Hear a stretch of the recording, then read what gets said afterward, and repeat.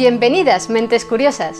¿Conocéis la verdadera historia del famoso profeta conocido como Nostradamus?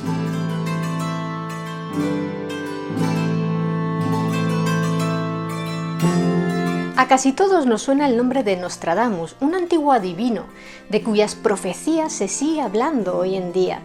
Cada vez que se produce un evento que alarma a la población mundial, como una nueva guerra o el ascenso de Donald Trump a la presidencia de Estados Unidos, comienzan a surgir bulos acerca de que eso ya lo había predicho Nostradamus. Pero, ¿quién fue realmente Nostradamus? Las fuentes de información acerca de su vida, como suele suceder con los personajes que ganan mayor popularidad conforme pasan los siglos, a menudo se contradicen unas a otras y entremezclan leyendas con sus datos biográficos. Además, el propio Nostradamus contribuyó a alimentar el misterio acerca de su persona, algo que, como veremos más adelante, le venía bien. Michel de Notre-Dame, también llamado Michel Nostradam, nació a finales del año 1503 en Saint-Rémy de Provence, Francia. Era hijo de un notario y de la nieta de un médico. Su familia paterna era de ascendencia judía, pero uno de sus antepasados, su abuelo, se convirtió al catolicismo obligado por un edicto real y escogió un apellido la mar de religioso, Notre-Dame, es decir, Nuestra Señora. Ya de adulto, Michel latinizó ese apellido y se hizo llamar Nostradamus, puesto que le otorgaba una aura de mayor dignidad. De la infancia de Michel se sabe poco, aparte de que tuvo por lo menos 8 hermanos.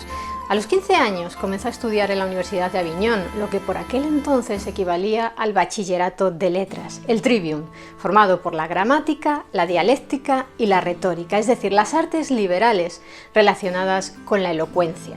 Más tarde, en la Universidad de Montpellier, estudió medicina durante muchos años, hasta que obtuvo la licencia para ejercer como médico. Pero por un momento volvamos de nuevo a su época de bachillerato. Michel consiguió su trivium. Sin embargo, por desgracia, una plaga de peste bubónica obligó a clausurar la Universidad de Aviñón y no pudo seguir estudiando allí. Comenzó a trabajar de boticario y así se ganó la vida durante varios años. Según algunas fuentes, viajó por toda Francia ayudando a los enfermos de la peste de manera bastante exitosa, gracias a sus consejos sobre higiene, que era fundamental para evitar el contagio. Algunas leyendas atribuyen a Nostradamus la creación de la maravillosa píldora rosa, que estaba hecha de resina de ciprés, lirio blanco, clavo de olor y zumo de pétalos de rosa, y que supuestamente resultaba eficaz contra la peste. No hay pruebas científicas que avalen esa teoría. Nostradamus creía que la peste se contraía por respirar las miasmas, los malos olores propios de las zonas donde había gente enferma, y por eso les decía a sus pacientes que llevaran en la boca en todo momento una de esas pastillas hechas de flores tan olorosas que contrarrestaban los malos olores que pudieran respirar. En realidad, como explico en este vídeo sobre la peste que os dejo aquí arriba, la peste se contraía por la picadura de las pulgas de las ratas. En aquella época los brotes de peste estaban a la orden del día y en 1537 uno de ellos acabó con la vida de su primera mujer y sus 2 hijos. Michel tenía 34 años cuando enviudó. 10 años más tarde, ya establecido en la localidad de Salon-de-Provence, donde viviría durante el resto de su vida, se casó con una viuda rica llamada Anne Ponsard Gemelle. Fijaos en que hasta aquel momento, cuando Michel ya tenía 44 años, una edad bastante avanzada para la época, nada en su vida hacía prever que se convertiría en uno de los profetas más famosos de la historia. Pero entonces comenzó a alejarse del camino de la medicina y pasó a volcarse cada vez más en la astrología y las artes adivinatorias, una afición que le había gustado mucho desde pequeño. En 1550 escribió su primer almanaque, un tipo de publicación bastante popular en aquellos tiempos, que consistía en una serie de profecías acerca de eventos que iban a suceder a lo largo del año, y lo firmó como Nostradamus, un nombre digno de un sabio con capacidades de evidencia. Sus publicaciones, escritas siempre en un lenguaje críptico, lleno de latinajos, términos rebuscados, palabras de otros idiomas y errores gramaticales intencionados, eran tan enrevesadas que permitían diversas interpretaciones, algo muy útil a la hora de acertar predicciones. Pero él lo justificaba afirmando que escribía de esa manera tan abstrusa para que el vulgo no accediera fácilmente a las verdades celestes que él recibía por su alto grado de inspiración. aunque si era esa su intención, ¿por qué publicarlas? Algunas fuentes dicen que lo que en realidad pretendía al usar un lenguaje críptico era esquivar a la Inquisición, que acusó de brujería a muchos otros adivinos. ¿Cómo iban a condenarle los inquisidores si no entendían ni jota de lo que escribía? Su popularidad como vidente comenzó a crecer y pronto recibió visitas y mensajes de personas de toda Francia que le pedían que predijera su futuro. Al descubrir el éxito que estaba teniendo, Nostradamus se vino arriba y en 1555 publicó en Lyon un libro titulado Las profecías del señor Michel Nostradamus, compuesto de 353 cuartetas que vaticinaban sucesos futuros de Francia y Europa. Y gracias a esa obra, Nostradamus se hizo famoso en toda Francia. Cada vez que sacaba una nueva edición del libro, le añadía nuevos poemas de 4 versos. La última edición que publicó tenía 942 agrupadas en 10 centurias. ¿Por qué tiene tanta fama hoy en día? Algunos dirán que porque era un auténtico profeta, y cada uno está en su derecho de creer en lo que quiera, faltaría más.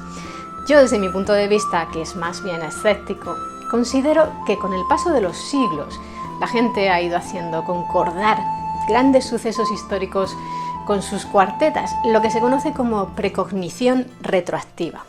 Un ejemplo, Nostradamus hablaba en una de sus cuartetas de un emperador que nacerá cerca de Italia, quien al imperio será vendido muy caro. Dirán con qué gente se alía, que lo considerarán menos príncipe que carnicero. ¿Lo habéis entendido? ¿No? Pues en 1806 un médico de Montpellier publicó un artículo en el que afirmaba que en esa cuarteta Nostradamus había predicho el ascenso de Napoleón al poder.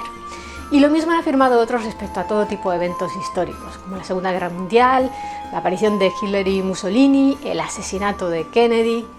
La mayor parte de las cuartetas de Nostradamus predicen desgracias, cataclismos, guerras y epidemias. Quizá porque, como creen algunos, copió muchos de sus vaticinios de la Biblia, o porque, como opinan otros, pretendía que sus lectores reflexionaran acerca de todo el mal y las amenazas que hay en el mundo y eso los condujera a portarse con mayor bondad. Cuenta una leyenda que en 1544 Catalina de Medici, por entonces esposa del heredero al trono de Francia, Enrique II, requirió de los servicios de Nostradamus para que le curara su infertilidad. Al ser la mujer del futuro rey, necesitaba darle descendientes. Se había casado con 15 años, pero habían pasado ya 10 desde su matrimonio y no lo había conseguido. Su esposo, por su parte, había tenido un hijo con una amante, así que la presión sobre Catalina era muy grande. Nostradamus le proporcionó su pócima contra la infertilidad, hecha con orina de cordero, sangre de liebre, cuerno de ciervo pulverizado, estiércol de vaca, leche de burra y pata izquierda de comadreja. Ojo, pata izquierda, es importante no confundirse y usar una pata derecha. Tras tomarla, Catalina se curó y comenzó a engendrar hijos sin parar, hasta 10 hijos tuvo con Enrique. Ese dato es cierto, pero como hemos dicho, lo de la pócima de Nostradamus es solo una leyenda. Al parecer, quien realmente ayudó a la pareja a procrear fue el médico Jean Fernel, apodado el Galeno Moderno, quien examinó los órganos reproductores de ambos miembros de la pareja y dio con la clave para solucionar el problema, aunque no ha trascendido cuál era. Lo que sí parece cierto es que en 1560, al poco de quedar viuda y ya con numerosos hijos, Catalina de Medici recibió al famoso adivino en el castillo de Blois y le preguntó acerca del futuro de uno de sus vástagos, Enrique. Nostradamus le dijo que sería rey, y acertó, pues acabó siendo coronado como Enrique III tras los reinados de sus hermanos mayores, Francisco II y Carlos IX. También se dice que Nostradamus, que sufría de gota e insuficiencia cardíaca, predijo su propia muerte y escribió: «A su retorno de la embajada, el obsequio del rey puesto en su sitio. Nada más hará, irá a reunirse con Dios. Parientes cercanos, amigos, hermanos de sangre le encontrarán muerto cerca de la cama y del banco». Algunas fuentes relatan que el día de su fallecimiento, el 2 de julio de 1566, Nostradamus visitó al rey de Francia, Carlos IX, uno de sus grandes amigos y protectores frente a la Inquisición. Este le entregó un obsequio, 300 piezas de oro. Y Nostradamus regresó a su casa, guardó el dinero en un lugar secreto y después empezó a sentirse mal. Intentó llegar a su cama, pero falleció antes de poder acostarse. Cayó al suelo, donde lo encontró su familia. La autenticidad de esa cuarteta en realidad está muy cuestionada porque apareció en la edición de 1568 de la obra de Nostradamus, 2 años después de su muerte, por lo que hay quien considera que fue convenientemente agregada para que pareciera que había vaticinado su propio fallecimiento y tras una visita al rey nada menos. Otras fuentes señalan que el 1 de julio de 1566 Nostradamus ofreció su última predicción a su secretario, discípulo y amigo, Jean de Chavigny. Cuando éste le dijo hasta mañana, el astrólogo francés respondió: no me encontrarás vivo al amanecer, y murió esa noche. En otras versiones, esa conversación la mantuvo con un sacerdote. Ya veis que no está nada claro cómo sucedió en realidad. De lo que no hay ninguna duda es de que murió ese 2 de julio de 1566 a los 62 años de edad. ¿Y vosotros, qué opináis de la historia de Nostradamus y sus profecías? Me gustaría que nos lo dijerais abajo en los comentarios. Y si queréis conocer más historias interesantes, suscribíos a mi canal. Muchas gracias por estar ahí. Nos vemos en el siguiente vídeo, Mentes Curiosas.